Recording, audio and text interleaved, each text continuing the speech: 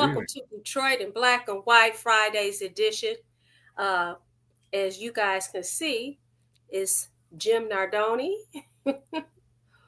former chief of police in Trenton. Hey, Jim. Good evening. And Vanessa Moss.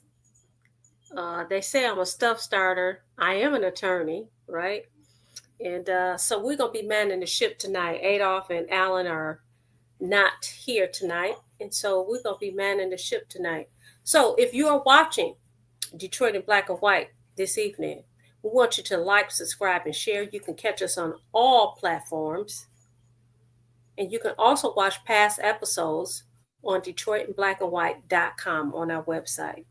We'll be live tomorrow morning from 10 o'clock to 11 o'clock a.m. All right, Jim, what's going on?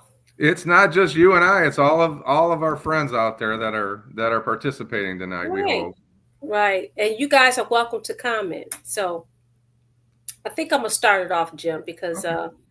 I didn't get a chance to articulate how I really felt about the conversation that you guys started on Wednesday. I was just a few minutes late, and when I ran the show back, I was like, "That doggone! Oh, he gonna get it when he come back to the show because he was late his doggone self. Talking about you shouldn't have come in late. He was late himself. But at any rate, and I'm talking about Adolph, by the way. But anyway, we're talking about the mayor of the city of Detroit running as an independent, and listen. I think that it was a smart move and it was a realistic move. And the reason I say that is this, that most people in these United States are in the middle. They're not D or R, whatever that means. Okay. And so it was clear that Adolph said that that he does polling. So clearly he had done his homework before he decided to make that decision. So I know that there's some questions about whether or not, or some concerns about whether or not he'll be able to raise the money. But listen, there won't be a primary, right? His name is going to go on the ballot. You don't have to worry about that, right? He has a reputation, at least in Wayne County, but Wayne County is the largest county in the state of Michigan. That carries a lot of weight. And I'm sure that he has, in doing his homework, he has reached out to a whole lot of people. He has a lot of business ties that is not just here in the city of Detroit, and not just in Wayne County. So I think it's going to be a very, very interesting race. And quite frankly, I am not offended that he made an independent decision to be an independent person. What you have to say? Well, I think that's interesting. I think that he is independent. I think he always has been. I mean, he's a guy that goes, who bought all the new police cars and the ambulances in Detroit and the, and paid and brought the money together. It was the wealthy of Detroit, guys like Roger Penske and Dan Gilbert, and the Right, list goes on, right? The owners of right, a lot of businesses. And right. those of you that are watching tonight, please communicate with us. No Allan, no Adolph tonight, so you might even be able Hey, to get D a chance Love. to participate with us Yep, in their yep, absence. We'd like to hear from you. So right. I think he's always been kind of a middle of the roader, and I appreciate that.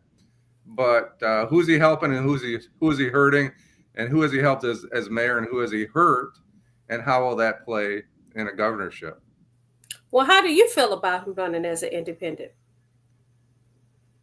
I have no problem with it. I just think that the problem running as independent is the money gets divided. How the money gets divided, as you know, you've run for office. When you run for office, the money gets divided between the D's and the R's, and there's not a lot of room in the middle. Now we know that those people in Detroit, the people that own businesses in Detroit, supported him.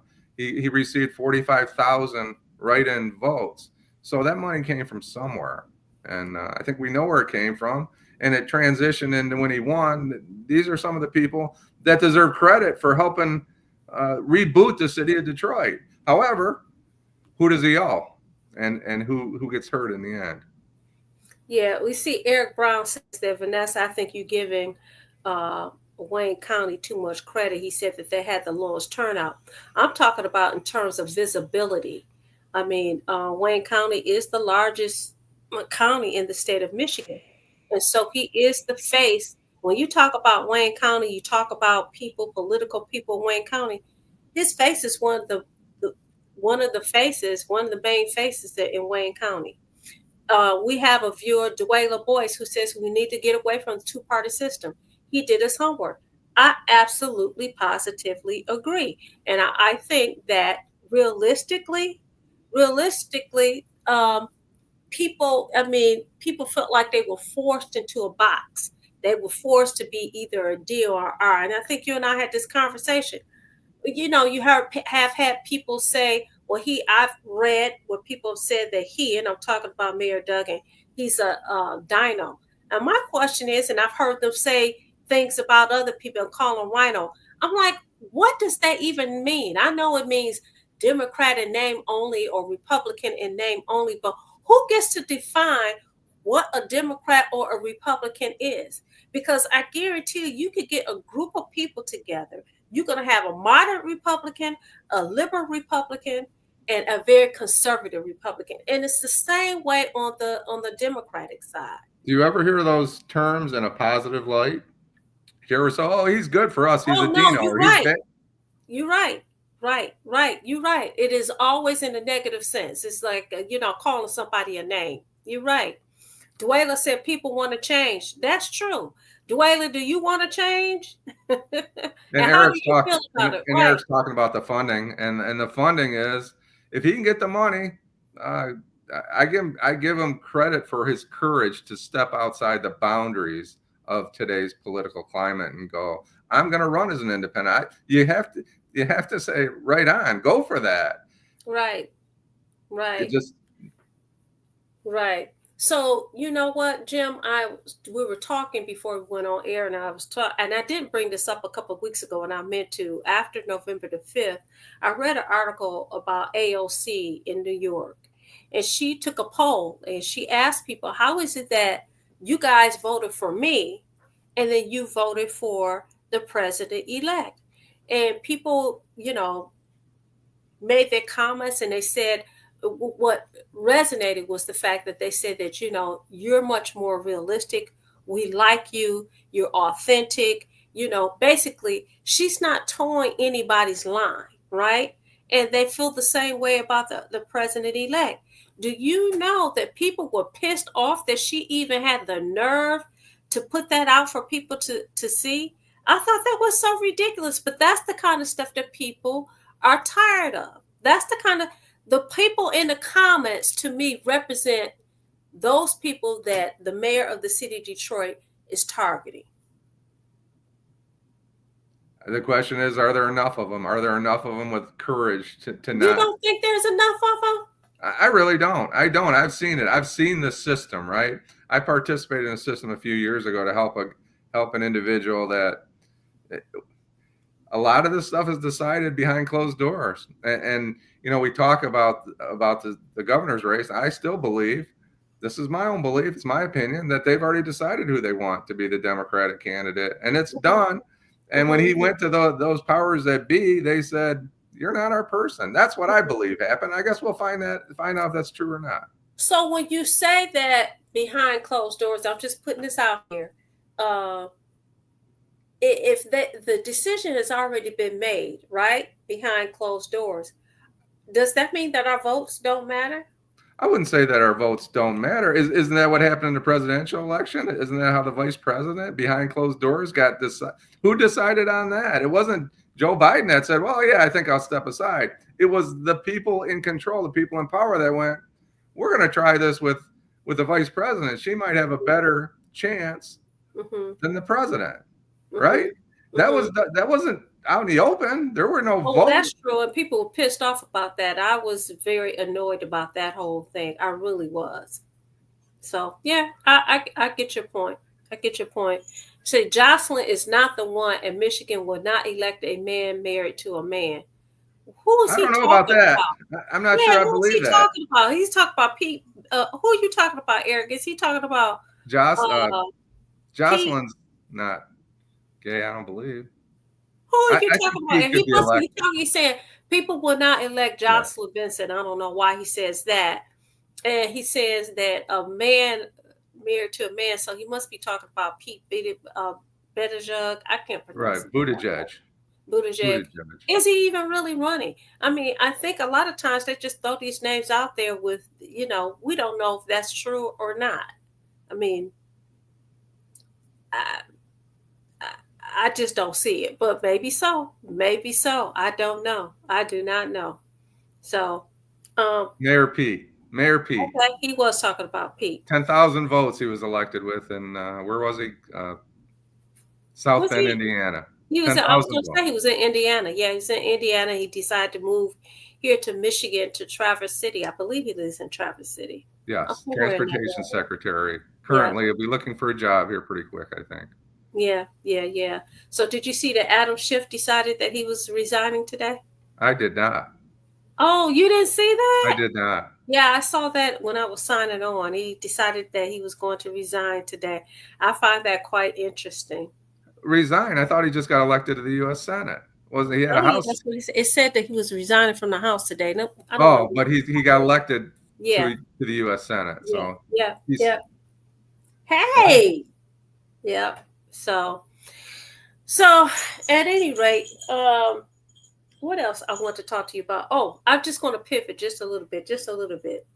You got on here today. You look like you're a little bit tired. You one of the people that was watching that game last night. Yes, I was at Ford Field last night, and I'm old and I'm tired. Both. Okay, was it packed?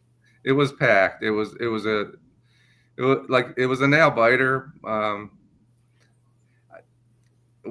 We talk about the coach of the Detroit Lions, Dan Campbell. When he came to town, he said he was going to Mm-hmm. bite kneecaps, and people said, "This guy's crazy. He's not going to last a month, right?" Mm-hmm. Well, he lasted a month, and he's got a great team, and he has, the Lion. There's a different message here, right? Eight of the starters on the defense are hurt on injured reserve. They brought people in the last week, people that made a contribution to the game last night on Thursday, right? They haven't been Detroit Lions for a week, but they bought in to the leadership model of Dan Campbell. And when you talk about leadership, that's what we need in government. That's what we need in business. Dan Right. Campbell, when you have young men that have a lot of money in their pockets, 26, 28, 22 years old, 32 years old, coming in here and saying, I want to work for that guy. I want to go out there and fight for that guy and win a championship. That's what we need in a lot of other places. So, do you think I'm saying we because I don't watch it. Do you think they're gonna make it to the Super Bowl? I think they have a good shot this year. I never say, it's disappointing. Only two teams, there's 32 teams, and only two teams make it, and one team wins. I think they have as good a chance as anybody else to get to the Super Bowl. And this year, if they get there, they have a good chance to win it. Yes. Okay, you gonna go? No, I'm not. The Well, why tickets are not? so it's an elitist event. It costs $8,000 just You to know, get you in. got that. You know, you had 8 bands to go. Yeah, I know, but I've been going to the games for a long time, and I just think it's ridiculous that it should cost you $20,000. When hotels and travel for a football game that should cost you $150. So Well, I don't care. I mean, I hope that I'm fur babysitting, and if you see me, that she's messing with me. But you want your attention? she does. She wants my attention. She Well, you're used to that. That's where it goes. That's always your huh? life, right? That's your life. I know. So stop. Come on. Okay, you hear her? You hear the bells? Yes. So let's talk a little bit about the shooting and the homicide in Midtown Manhattan. So this Oh yeah, absolutely. So what about it? It was a hit. I think the mafia was involved. That's just crazy. This guy's making $10 million a month, and healthcare in the United States of America is awful. Yeah, United Healthcare is the biggest healthcare provider, I guess, in the United States that nobody knows about unless you're involved in it. But there's a lot of questions that I have as a former police officer, and some of the things that I thought were unique right away. The deceased, the widow, put out a statement within about 2 or 3, 4 hours of the killing of this young man, And I don't know what wife or husband would be in a condition in just a few hours to put it. It almost feels like, to me, she had this. Maybe she expected this. Maybe she was What was prepared her for it. statement, Jim? What was her statement? Oh, just talking about how he was a great husband and father, and um, kind So of. you're saying your human nature says that, your experience says that you don't have the wherewithal or the capability basically to do something like right after your spouse has been murdered, I'd basically. say it's unusual. Let's just say it was an unusual act to put out a statement. Oh, you Usually called her an actress. that a couple things that I think are really kind of unusual. I'll just call it that. Who Okay. knew? So, if you're the CEO of a company, you make $10.2 million in the last year is what he made.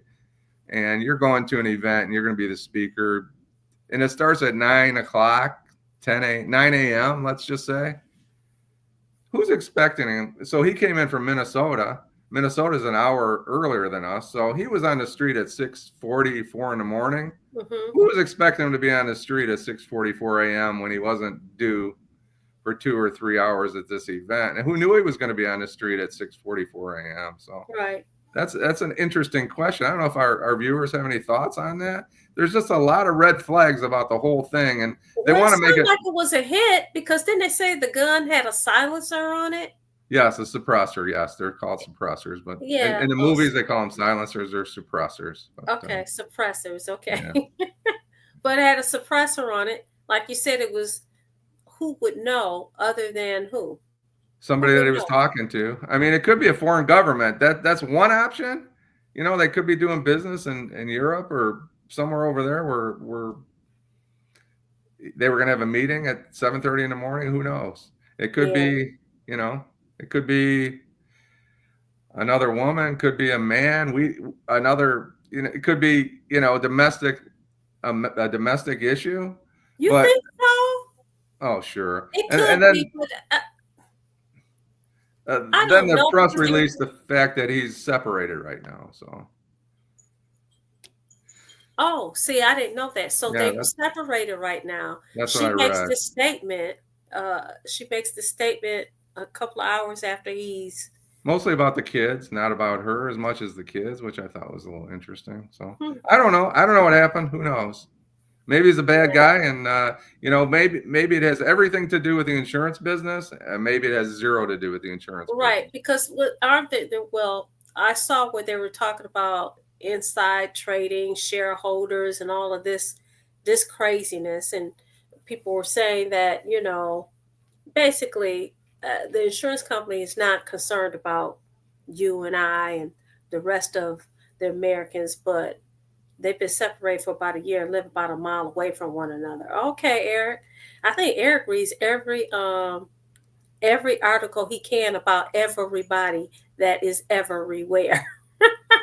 And why aren't you on the show this evening, Eric? But um, I thought it was pretty sad. It was shocking, but it sounded like, listen, I agree with you that it is suspect, but to me, I was like immediately, I was like, oh, that was a hit. Now who and why, I don't know, but it definitely was a hit. That was a setup. I don't care what nobody says. If I was the CEO of United Healthcare and I made $10 million a year, I'd tell you straight up, don't be looking for me out on the street at 6:45 a.m. or Right, right, 5:45 a.m. because I'm going to be snuggled in my room somewhere. right. I'm And not going to be like out running the streets. like Eric said, I guess I was right. It was insider trading, and that's what he was being investigated for. So you got so much going on. You got to separate it from his wife. They, maybe going through a divorce. You got the insider trading thing going on. Who else? What else could it be? People. Mistreating the clients, apparently. I guess they turned down 30% of their claims. Yeah, But yeah.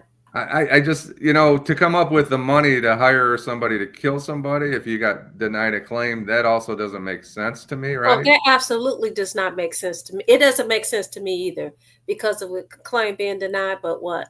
And Eric said he has security detail Why they weren't not with him is the $1 million question. You're absolutely correct. Might be the $50 million question when Well, it comes to that. maybe. Well, no, I'm not going to speculate because I'm like, maybe he knew it was going down and he set it up himself. You never know. People are crazy. You never know. Yeah, but I find, I mean, I'm not. Yeah, people are crazy. You never know. I don't know. All I know is as much bread that you were making, dude, dude, uh, that was just insane to me. It's really insane and it's sad. Did they say whether or not there was? How did they even find out that it was a suppressor? Who saw it? well, they have video. Cameras. They had the Yeah, cameras. there's Yeah. everywhere in New York City. That's what I expect. Somewhere in New York, they have a picture of this guy without his hood, and he at some place, some level, he took off that gear.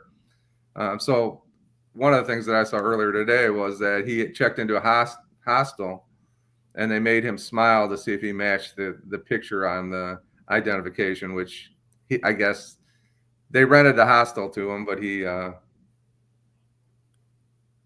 smiled, but he still didn't take his. It was fake ID, obviously. So, Wow. Okay. and they think he got on a bus. Well, Yeah, I heard that too. But interesting. So, what do you think about our Senator Gary Peters? What he said about I think I don't really want to talk about you the see my pardon, lip. because we kind of covered the pardon a little bit, but I think what's really interesting is the other people's reactions to the pardon. Gary Peters, our U.S. Senator, said a president's family shouldn't get special treatment. It's improper use of power. Well, let me tell you something, Senator Peters. They get Secret Service. They get wined and dined. They have a 747. The president of the United States gets special service, Senator, and it's always been that way, and it's always going to be that way.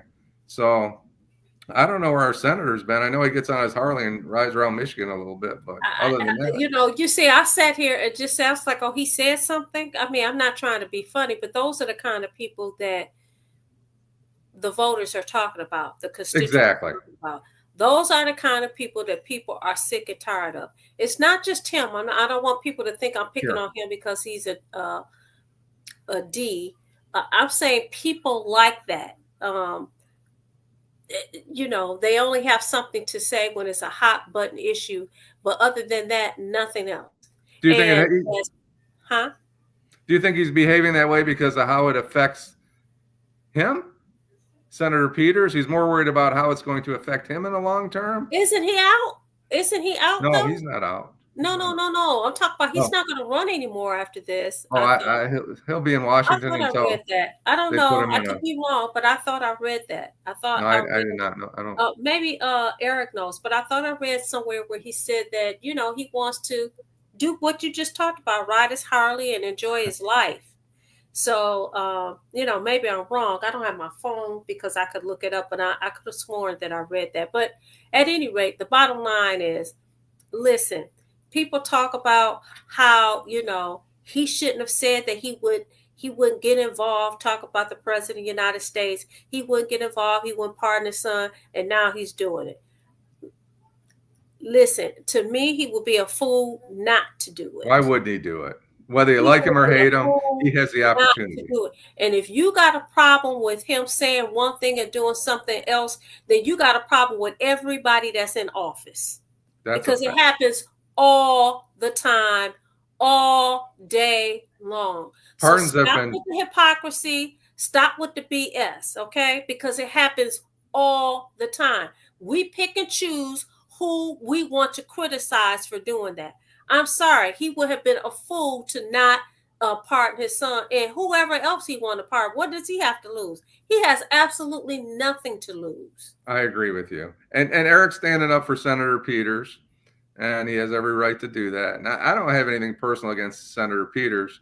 My point is only that it's interesting to watch people's reactions. Just because he answered Eric, he's talking about leave him alone. Whatever, Eric. That's a step in the right direction. Gary Peters is a lifelong Dem. He's not leaving office. He'll be running again. Okay. All right, thank you. I told you read everything about everybody, about everywhere. He's about as Hey, Rhonda, what's up? You agree with what, Rhonda?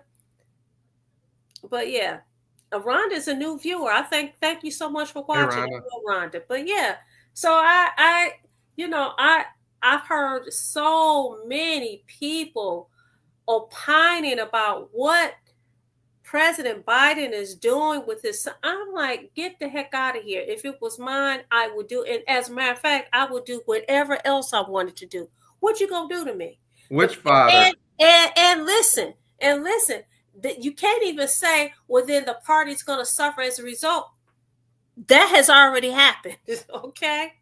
So what difference does it make? I know of no parent that would not protect their child from going to prison for 10 or 15 or 20 years when they don't have to go to prison. On a BS charge. On a BS charge. I'm sorry. I mean, when we have more time, we can talk about how this administration or last administration or both of them politicized the criminal justice system. We talk about the FBI when we have people out there saying the FBI is not politicized. I was a chief of a small police department, Mm-hmm. and I'm going to tell you this: every office is political. Mm-hmm. It's hard not to be political, and to criticize the president of the United States for pardoning his son is ridiculous. Is it right, Rhonda? I don't know if it's right. I'm not going to suggest to you it's right or wrong, but just the president has the right of pardon, and he can pardon whoever he wants to pardon. He can pardon anybody that's charged with a federal crime. He can go back and whatever the crime is, he has that right, and we've accepted that. And I disagree that the current president-elect is criticizing him for it, because he pardoned somebody that I didn't think deserved to be pardoned. Who was that? That was a young lady that I can't remember her name, but he made a big deal out of it being a nonviolent crime. She was moving the cocaine around. She was in the Memphis. sister that was moving the cocaine around. Exactly. Well, I'm not going to suggest that he shouldn't have. He could have pardoned her if she wanted, but to say that what she was doing didn't affect the outcome and the life of many people is wrong.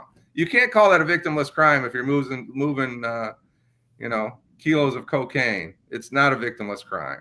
People die from that. People get shot. People die from overdoses. People die. So he can pardon anybody he wants, but don't say she never hurt anybody. That's what I have a problem. So I'm just going to put this out there. I'm going to use her as an example. Because she was in the illegal business of selling drugs, you think it was her fault that banned weapons, that you said that there was harm. And people made those decisions that they want to use those drugs. That's right. But she wouldn't have been in business if there was not some what do you call that? A demand, yes. Right? And she had the supply. So why is it that she gets the blame as opposed to someone who's exercising their free will and say, hey, I want that. I want to use that. I agree. That lady did a lot of time. She did a hell of a lot of time. Yeah. So I personally felt like, listen,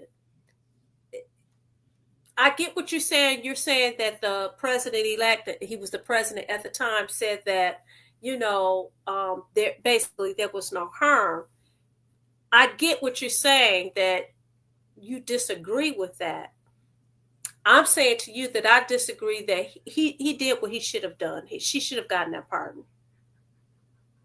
That's exactly what I'm saying, Eric. There is a demand for the product, and she did not make people use it. People use it because they want to. And guess what? Politicizing the pardon is what I'm talking about. I'm not questioning the pardon. I'm questioning his political use of that pardon. Instead, the same way with Biden. I'm pardoning my son. Go to hell if you don't like it. That's what he should have said. He shouldn't have said this was wrong. He didn't do it. He should have just said, I'm pardoning my son. If you don't like it, too bad for you. But couldn't he still feel like it was wrong and his son didn't do it? But guess what? Because I see it every day. You used to see it every day. Sure. People think that this is wrong. They didn't do it, and there's a conviction anyway. He could still feel that way. Sure. But he had no control over what those jurors decided to do. He had no control over that, right? Right. So he could still believe that, and even with believing that and saying that, saying, yeah, listen, he out of there. But he was trying to justify his pardon. My point is, he didn't need to justify it. He just needed That's to do it. probably because somebody told him to justify it, because I agree with you. I would have been like, yep, I'm doing it. Whatever. What you going to do? Nothing. So Eric's talking about the 1994 crime bill, and I wish we had 3 hours to talk about that. All right, for a couple of reasons. The majority of those people should not be in prison. Eric's not wrong at all. Like that lady. But I think we need to go. Yeah, she was not going to harm anybody the rest of her life. I get that, right? But in the late 80s and 1990s, if you want to go back, I'm not saying, I think it had some really unintended consequences. But if you lived in Detroit, or if you were around Detroit, I just happened to be in a drug unit in the early 90s, and it was tough. I mean, there was the kingpins were running the streets of Detroit. They shoot your grandmother sitting on a porch having a cigarette or drinking a Pepsi, and times were tough, right? Unintended consequences, but it was a snapshot in time when they passed those laws. They should have addressed them far earlier than 30 years later. But at the time, it was a different world that we were living in. So you have a demand for a product. You supply them with the product. You have a lot of death. You have a lot of crime, period, as a result of that. So you say, hey, we're going to take these individuals and we're going to lock them away for 30, 40 years. I think it's just as ridiculous as it is for those people who use it. And don't get me wrong, I think I've always been transparent. I've had family members who not only had alcohol abuse issues, I've had family members that use substances, drugs, right?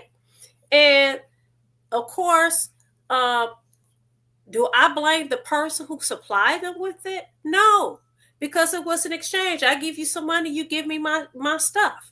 You know what I'm saying? And those people who was in that business, if they got caught and had to do some time, okay. But should they do a whole lot of time? That 1994, no. I think that the purpose was, listen, you already got a messed up situation. I'm talking about messed up communities. And I think what Eric is probably talking about, and you correct me, Eric, I think what he's talking about how it impacted urban communities, Black communities. Right, absolutely. Okay? Right. So if you're talking about how it impacted the urban community, listen, you have those people who use, those people who got caught up, and then you have then you're taking these individuals away from their families and they're gone for 30 years or 40 years. That's ridiculous. And I thought it was even more ridiculous because they will have, they get caught with small amounts, and you're giving them all these years to serve in prison for a small amount. How many people do you know had planes to fly that junk over here? That's exactly the point. How many Black folks did you know had the money and the wherewithal? It's somebody else that's supplying them with that. We locked up the wrong people. Those people. We locked up the wrong people. We locked up the wrong people, and the disparity between crack cocaine and powder cocaine was ridiculous. It's the exact same product, but you're locking people up for 20 or 30 years that are way down the food chain, right? And that was a result of that crime bill, right? Right. And Eric's absolutely right. It wasn't the kingpins. It wasn't the people that from Colombia that were bringing in 4,000 or 5,000 kilos a day. It was the guy that was selling a $10 rock that went to prison for 20 years, which was really unfair. Right. And Rhonda is absolutely correct. T, I want you to put Rhonda's comment back up on the screen. She said, we're still ignoring the young Black boys still sitting in prison for marijuana and not having economics to help the murderers get less time. And I don't know how many people are. I mean, we're talking about the difference between the state and the federal crime, and I don't think there are very many people in prison for marijuana. But I could be wrong. I know, about that time in the early 90s, they kind of quit pushing. The units that I was in, both the state and the federal unit, quit kind of not quit enforcing marijuana laws, but they weren't really putting people in jail for marijuana. In fact, a lot of those units wouldn't even look at marijuana. They would go, hey, we got a guy selling 40 pounds of weed. It's like, we're not dealing with it.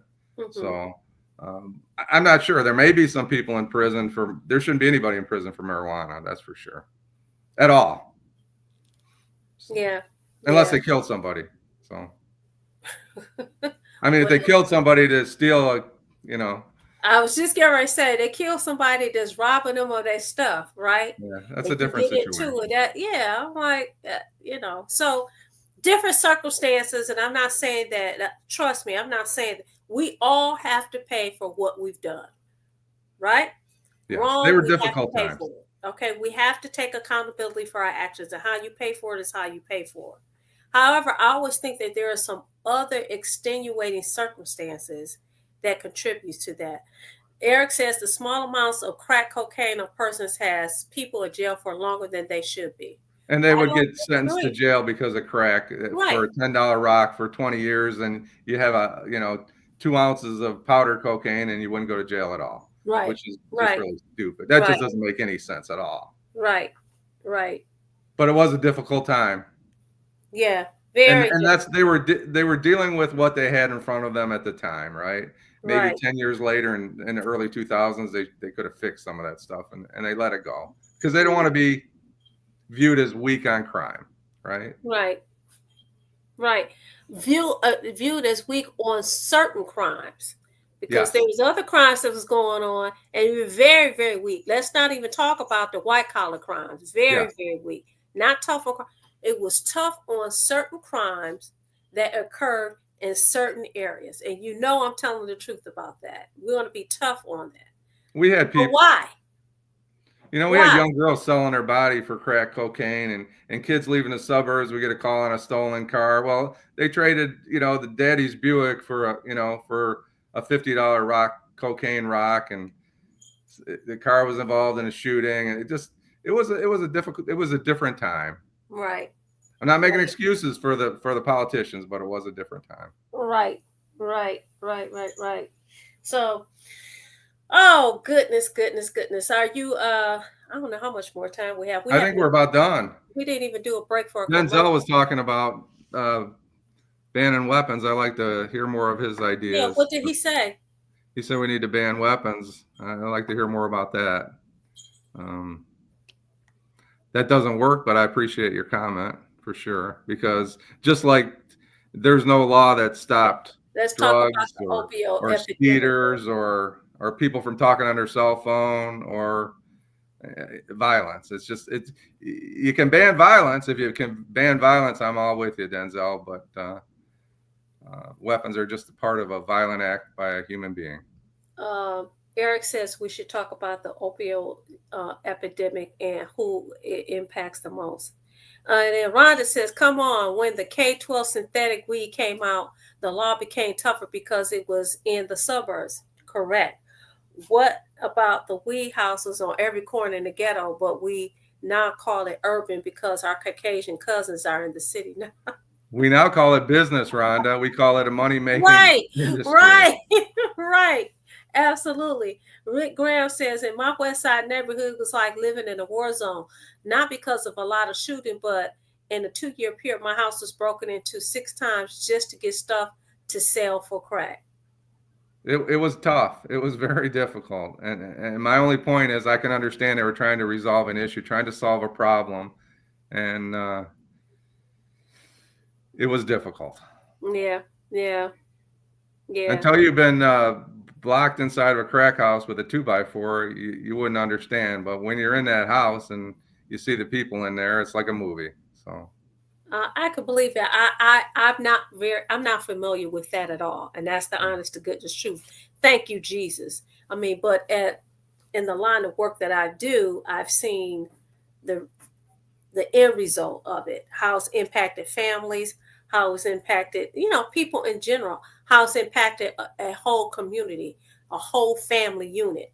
So I've seen it from that point of view, but from what you're talking about, never, never, never. Thank you, Jesus. Rhonda says that we need a call in number. Well, when we tried over a year and a half ago to have a call in number, and it just didn't work out. But hopefully in 2025, you guys are going to see some improvements in Detroit in black and white. But you're always, always, always welcome to participate when we're live at McShane's on Saturdays. You're welcome to come down if you want to join in. We would love that. Thank you, Rhonda. Yep. And Rick talks about his life in Detroit in the 80s, and so he lived it. He was in the middle of it. He got his house broken into, numerous times, and people were desperate, and it was desperate times call for desperate measures, and sometimes they're not the right thing, but they were looking for a solution. So Yeah. so many good people were driven out of the communities because of the drug epidemic in the 80s and 90s. And, in the 90s in Southwest Detroit, we had, Hispanic gang problems. It was pretty ugly there too. I was in Southwest Detroit today, actually. It's it's nice now, isn't it? Actually, I forgot what street I was on. And the houses are very close together. Yes. I mean, they just very close together. And I swear, I see this house. I was like, who lives here? I mean, the house is beautiful. You had a Mercedes, a Cadillac car. You had an Escalade, and I forgot what the fourth car was that was parked. Really? Yeah, the good family people. I was like, wow, okay. He said, and Eric's saying we should get Rick on the show. We should have Rick on the show. He lives in Lafayette Rick, you should come on down. And unfortunately, we won't be at McShane's tomorrow because we're going to do it remote tomorrow. But we will be at McShane's next Saturday. But you're welcome to participate. We would love for you to come down. Bless up, Kev. We'd like for you to come down. You see, we'll put you guys right on. Yeah, right, right. Come on in and spend 15 minutes on the show. 20 minutes. Right. Let's chop it up and talk about. So, the wonderful thing about Detroit in black and white, Jim, is that we have people like Bless Up Kev, Dave, Eric, Marcia Gilmore, Jill Sheridan. All those people participating, and they're giving us different perspectives that differs from your perspective, my perspective, but it's their life in Detroit in black and white, which is awesome. And this is their show as much as it's ours. So that's the way I look at it. It doesn't go without our viewers, without our participants. Absolutely. Our colleagues. I'll call them colleagues. Absolutely. Our colleagues. So hopefully, tomorrow we have a good show planned. We're going to have Ed Sarpolis to come on because we're talking about polls and the mayor of the city of Detroit who likes polls and what he's doing. So it'll be interesting to get his view as to how he views this. But, it's very, very early. So I think it's interesting that you're making these predictions very early. We don't know what's going to happen in 2 years. Okay. Thanks, Marcia. Thanks for tuning in. Yep, absolutely. So I'm not keeping up with the time because I don't have my phone. It's time to go. It's time for us to leave. It's time for us to go. Okay. Leave our colleagues to their evening. Listen, everybody, Jim and I was just having a conversation. We love the fact that you guys participated in the conversation. Thank you so much for participating. We're going to encourage you to keep watching Detroit in black and white. Like, subscribe, and share. Share your opinions. I think Eric is going to, I don't know if Eric is going to be on the show tomorrow. You need to let us know. Rhonda, you're on your way to Alabama Monday until the 18th, but you will tune in. Great. I hope hubby is doing well, Rhonda. Okay. And thank you, RJ Detroit. Thank you so much for watching. All right. Peace out. We see you tomorrow, Detroit in black and white. Eric won't be here tomorrow, but guess what? Jim and I will hold down the fort tomorrow. All right. Thank you.